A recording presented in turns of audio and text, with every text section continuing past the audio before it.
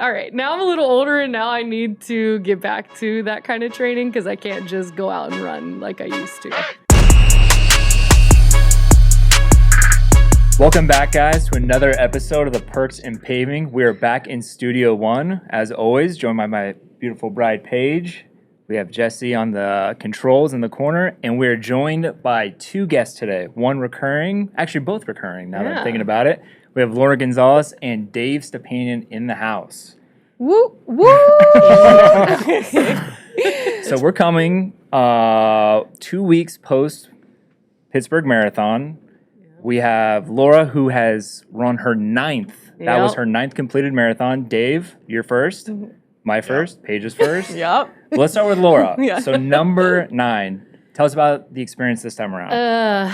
Okay, so it was actually one of the best ones.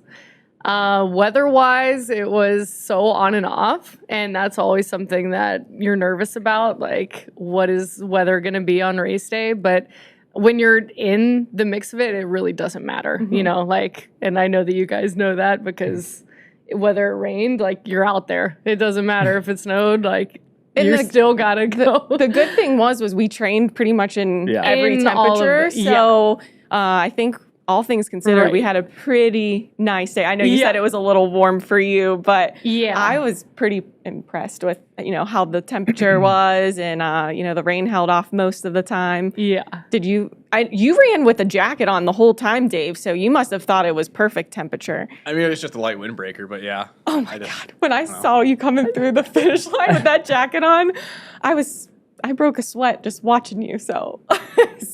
Yeah. And that just shows, like, number 9, too. I was not prepared with what I was wearing. Like, should have had shorts on, but it's all right. Yeah. So speaking of, you know, you said you've run 9 marathons now. How has your training evolved throughout the year? And, like, how do you prepare now after, you know, 9 of these? So I would say my first one I was the most prepared for because I was nervous. So I went to all the training runs. I took it really seriously. I made sure I got my short runs in every week, the long runs.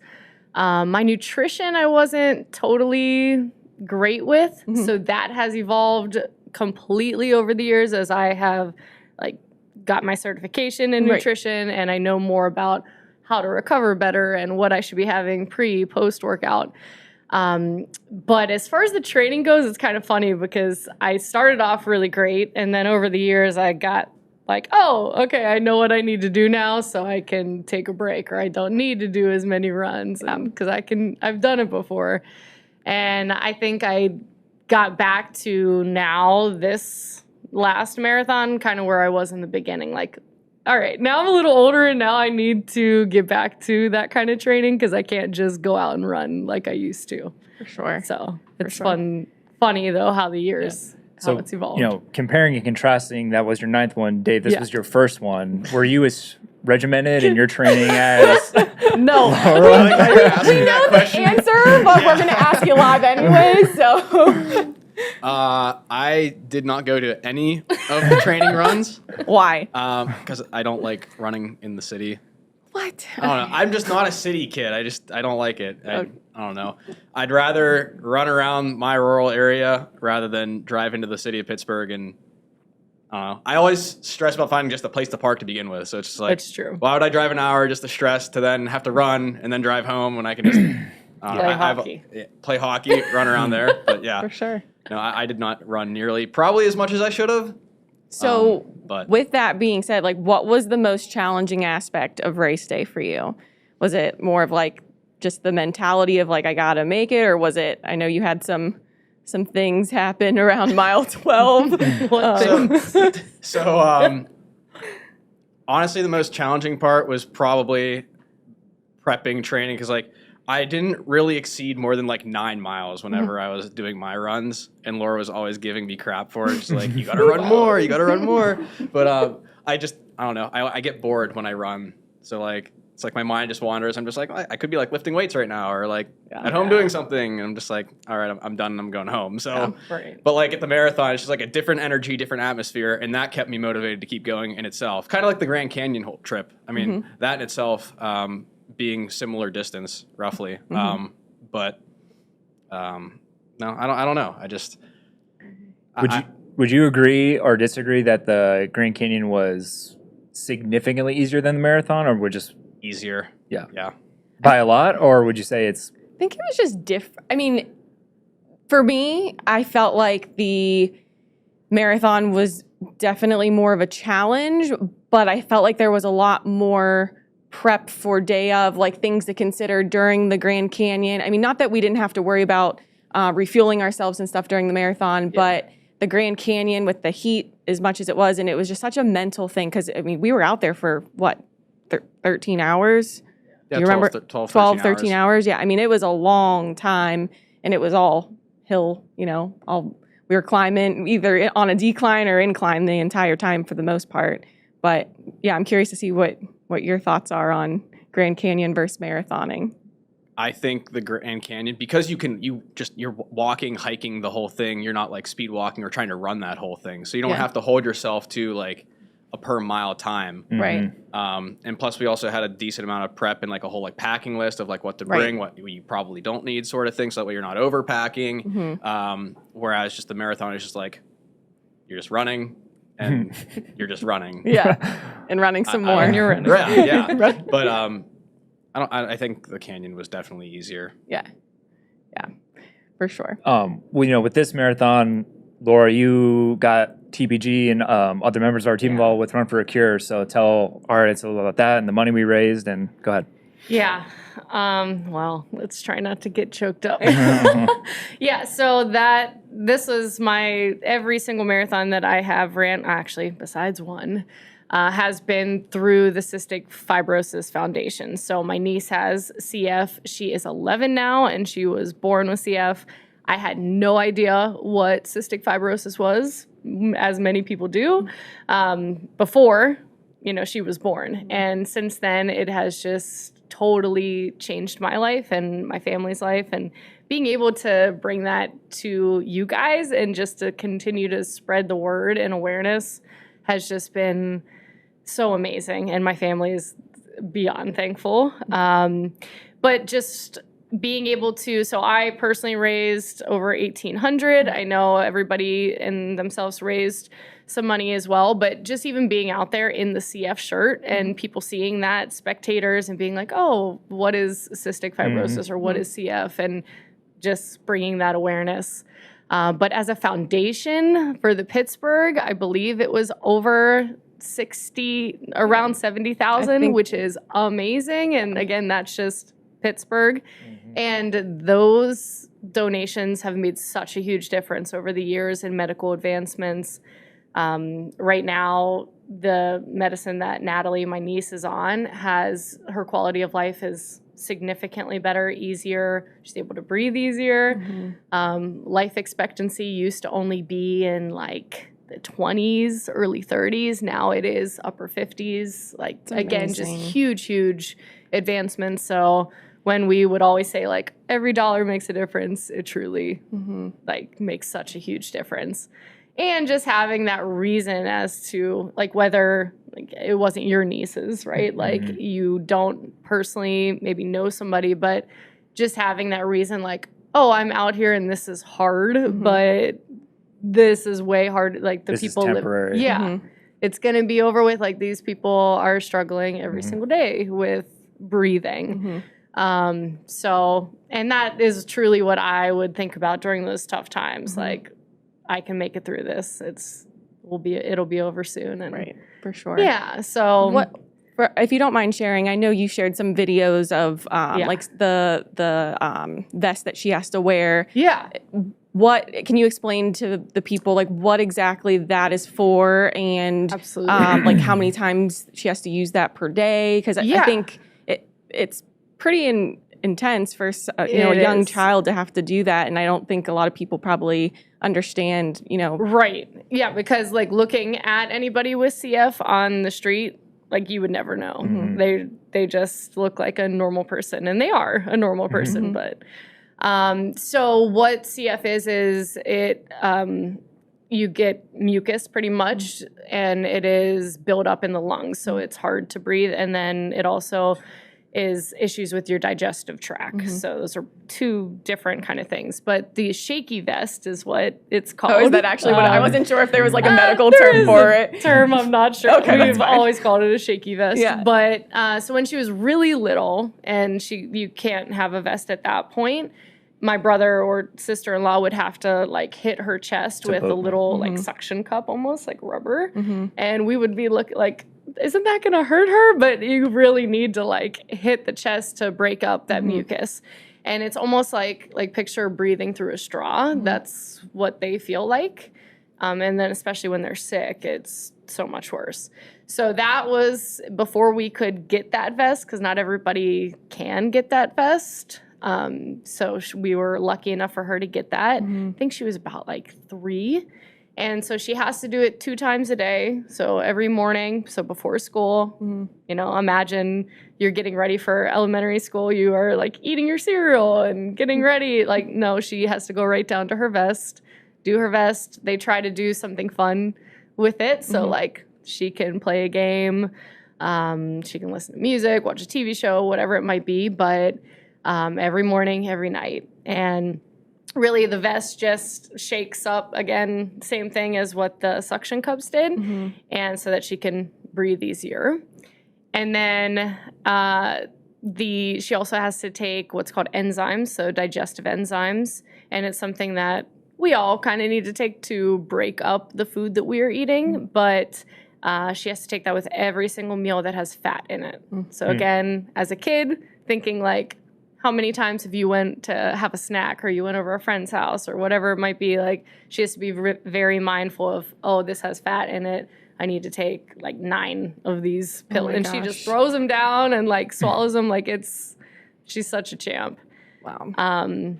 Few other things, like has to have a lot of salt on her food, a lot of butter, like higher fat, which you're like, oh, that sounds great. But just a few things that you wouldn't think about. For sure. But all of those have taken a toll mentally now that she's getting older. And so she's like, I don't want to be on this vest. I want to be playing with my friends. I don't want to, like, because who would, want to when you're for sure. 11 years old. Well, we're so glad that we were able to, donate some money to the cause. And I think we looked up before we started that as a company, we were able to raise a little over $3,000. So, and you were spot on, $64,000 as the entire foundation through the marathon. So it was awesome working with the foundation. Everyone that was involved with, especially the Carb Load dinner and throughout the race, coming and finding us, that was really an enjoyable experience for me personally. So. And the text for like the training and stuff too. I mean, we thought that, we were just going to be helping, but they helped us so much as well. So it was great to have a little bit of, we gave something, they gave something back. So not that we needed that, but it was super helpful for us first-time marathoners to have a little bit of support in that regard. So it was awesome. But with it being, the basis of our show being, going outside of your comfort zone and doing hard things and, making a change that, marathon being a little bit different than usually we're talking more careers. But with that being said, like we obviously did something hard. What were some standout moments of the marathon that like are going to be painted in your mind forever that were just, either special times or really hard times that you had to make it through? What are one or two from each of you that you recall and will always keep in your brain? You're both you over there eyeing me up. I was like, man, you definitely have some things to say. Honestly, I would say just the starting line, just the hype around that, seeing everyone starting on like the big TV that they had set up for everybody, like that was really cool to see. And then that last bend, like going to the finish line, seeing you guys rooting me on was truly spectacular, and just I don't know, it's very memorable for that. It seems so far away. That turn, like it's got to be right there, and it's like still that long alley stretch finishing uphill. You're like, come on. Those are definitely the two positives of the whole experience. I would say probably the one negative, if I had to really pick one, was like being on the back half of the marathon and seeing all the relayers just like sprinting by me. I'm just like, it must be nice to be on like mile 2. yeah. But all funny looking back on it though. Yeah. Yeah. For sure. So, I mean, my favorite part every year is just like really, I love looking at all the spectators and like seeing people that I didn't even know they'll be like, hey, Laura. And I'm like, hey, I didn't even think you'd be here. But all the fun things that they bring too, like I ate gummy worms, I ate pickles, I had beer, I had Jello shots. Like I just took I'm like, thank you so much. You're helping me get through these miles. That's what I told. That is a cruel joke that you could play on someone. Like I took a couple of gummy worms. I'm like, what if someone had just like? Well, that's what my mom I'm like, how do I know that like what I just ate is not some kind of like. You know, I mean, in the moment, like I don't care. Yeah, like, no. My mom goes, "You took gummy worms from someone?" I go, "Yeah, I did." But she goes, "How do you know?" She goes, "You just took them out of someone's hand." Sure I'm did. like, well, they had gloves on. And but at the time, I didn't even think twice about it. I was like, "Oh, these people are trying to energize me." But So that and like reading all the signs and just being like, these people are out here, and there's so many people out here, and that's something that I think is a little like underrated is like these people make it. Like, if they weren't there, it wouldn't have been as amazing. But that's a great with point. that being said, they need to put some more spectators on the back half of the marathon. Or maybe we just need to run faster so they don't leave as maybe Laura probably didn't have the same issue that us three did. But when I was, mile 12 through, I think usually around 22. The last couple miles there were more people, but there were no spectators there. I mean, very few, but it was rough. All right, back half. We need more. I completely agree about the signs and the people coming out. Like she mentioned, the very first time we had ever like kind of talked to marathons, we were living in Fort Lauderdale, and we happened to go to the beach one weekend, and they had the Fort Lauderdale Marathon, and I'll never forget, she like looked out, we were sitting right on the beach, and she looked over and she goes, "This is really sad." I'm like, "What do you mean?" She's like, "There's nobody here." Yeah. I'm like, "Are there supposed to be people?" And she's like, "Well, like if you ever go to the Pittsburgh Marathon," she's like, "the whole city shows up." And I was like, "Oh." Yeah.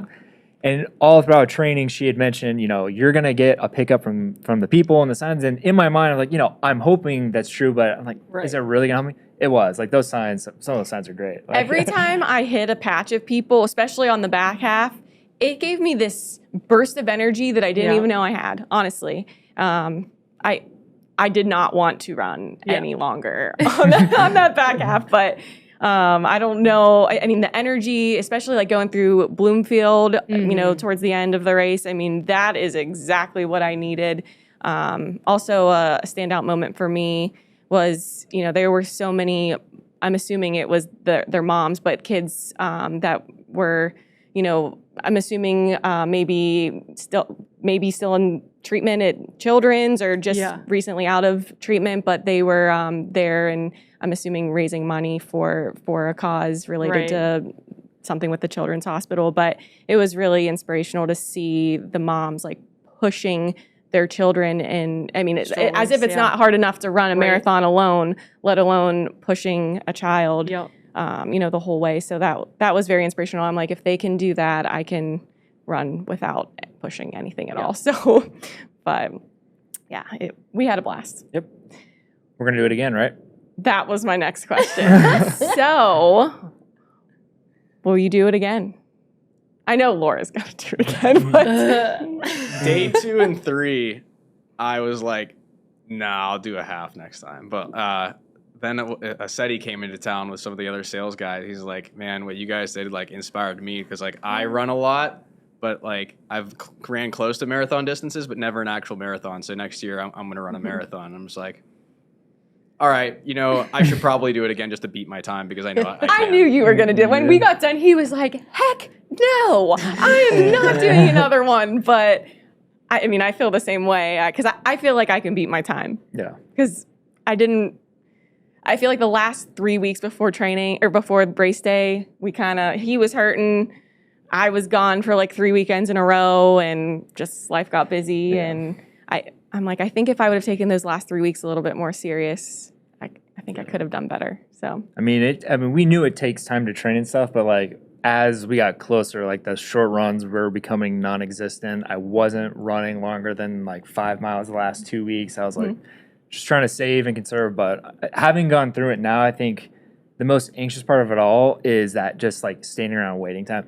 Because I was the same thing. Like I want to get down there early. I do not want to have to stress out about parking and then running where we have to be. And then, I mean, we got there in plenty of time and just like pacing and just like, oh my God, let's just go. Yeah. Let's get this going. Yeah. We didn't know what to expect for traffic in the morning either. Yeah.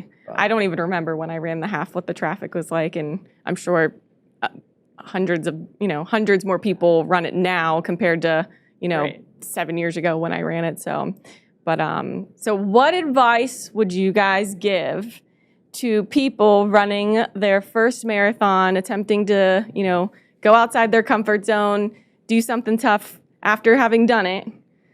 What would you tell them? You're going to tell me to go first, aren't I'm you? going to let you start because I got some advice for you.